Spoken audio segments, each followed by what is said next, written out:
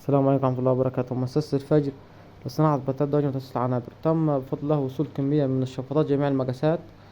في الفيديو ده إن شاء الله هنستعرض مواصفات الشفاط ال70 في 70 اتحاد أوروبي. الشفاط ده بيكون جسمه معدن بالكامل. خامة المعدن خامة فوق الممتازة. كمان ملفات الموتور ملفات نحاس. الموتور بيلف وبيشتغل على رمان بلي. كمان مزود بشبكة خلفية خلف الشفاط لمنع دخول مثلا الحشرات والقرد والكلام من ده. تمام.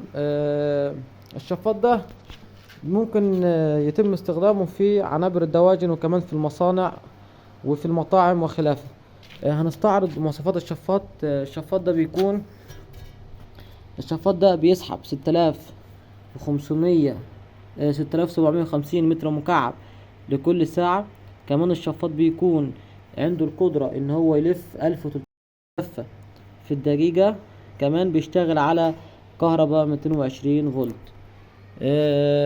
الشفاط ده ان شاء الله ادينا هنستعرض مواصفاته اكتر لما نشوف قدرته عند التشغيل. لحظات وهنشغل الشفاط. احنا كده شغلنا الشفاط، بسم الله ما شاء الله. قدرة دفع هواء رهيبة. قدرة دفع الشفاط يعني فوق الممتاز. ادينا شايفين ايه؟ شايفين كمية دفع الهواء الخارجة من الشفاط.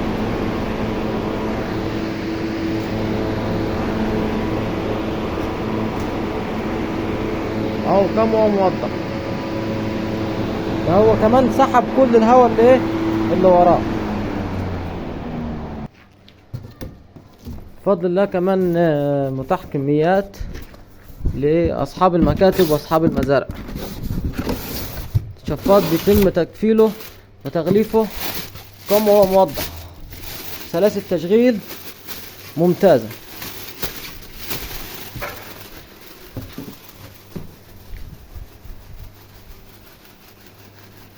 مؤسسة الفجر صناعة بطاريات الدواجن وتأسيس العنابر.